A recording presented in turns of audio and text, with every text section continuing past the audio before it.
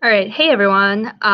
Today I'm going to go over the lesson for today and what we did in class Thursday and Friday. And so please just watch this video and kind of follow along. Stop it if you need to add anything to your notes, and you can always go back and rewind it. All right, so for today, October 9th, I just want to first start by making sure that everyone understands the test corrections and how to find that, as well as just go over a little bit of the schedule for the next week. So the first thing you're going to see over here is the test corrections. I did explain this to you guys in class yesterday, so please make sure that you pay attention, or that hopefully you pay attention to that. If you didn't see it in class on Wednesday, this is how you're going to make up points for the Unit 1 test. So you open it up like this. Every point that you make up, you can get a half point back of credit. So if that is something that you need and want to do, then you fill out this form. So you go back to your test on AP Classroom, you fill in the question number, you click on, you copy and paste your answer and the correct answer, and then you explain to the best of your ability in a way that makes sense to you and will make sense to me, and that's pretty explanatory why you think that is the correct answer. Okay, so that was the first thing. Then I also want to make sure that you guys take a look really quickly at the calendar.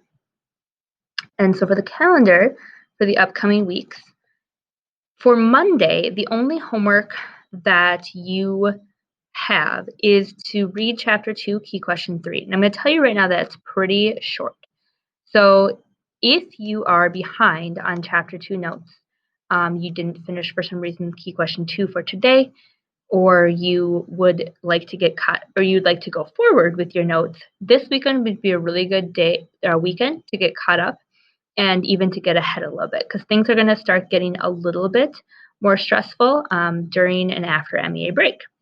So once again, this would be a good weekend to get caught up or to get ahead. So key question 3 talks about population composition.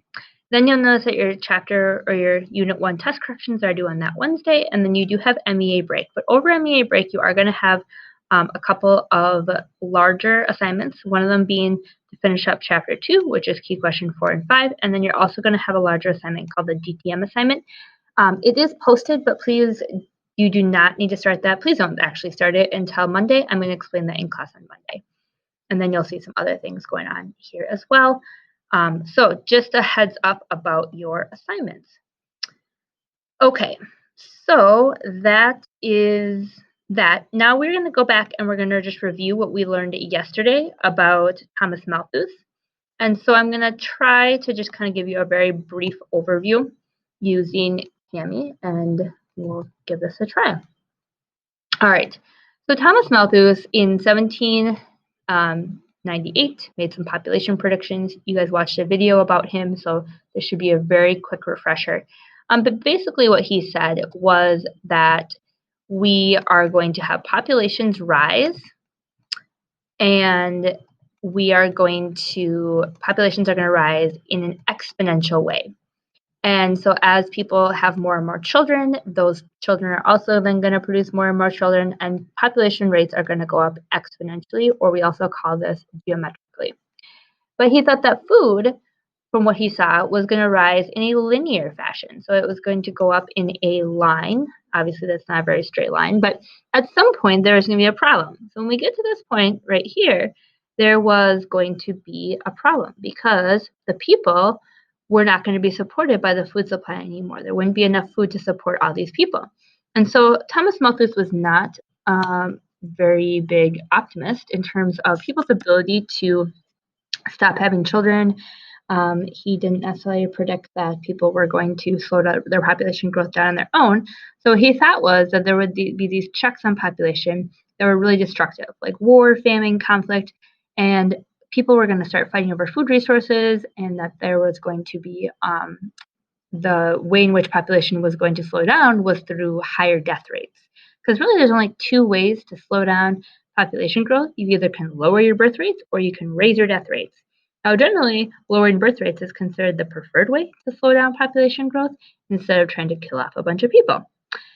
But the problem is that, yeah, Thomas Malthus's population predictions were pretty accurate, actually. We did grow in terms from 1800 to today.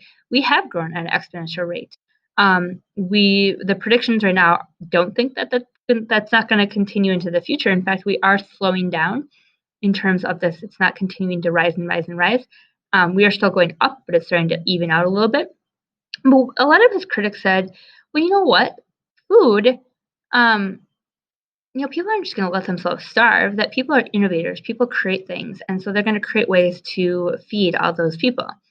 And so what really actually has happened is that food has gone up to match population. And this is through genetic engineering. This is through something called the Green Revolution that happened in the 20th century. And we have found more and more ways to produce food, to create more food on fertile land, and to increase food supply. Now, does that mean that everyone gets that food supply? No. But in that way, Thomas Malthus was wrong. And so his critics were right, that people weren't just going to let themselves starve. They were going to innovate, and they were going to create ways in which that they were going to sustain themselves. Now, a neo-Malthusian, so neo meaning new, a new Malthusian, someone who still agrees with Malthus, even though they understand that food has gone up, they're going to say, Malthus's theory was right. Maybe it's not food supply that we should be really concerned about. Maybe it's going to be about that distribution of the food. The fact that there's tons of inequity in the world, that some people are getting fed well and some people aren't. The other thing that people neo-Malthusians say is that maybe it's not just food, maybe it's about, they would cite things like climate change and resource depletion and the conflict that over the right to water and the scarcity of water in different parts of the world due to the environmental degradation, or the fact that climate change has caused increasing natural disasters or worsening natural disasters. And so they would say, Thomas Malthus said maybe he wasn't quite right about the food part, but he was right, in fact, that the population was going to be a problem.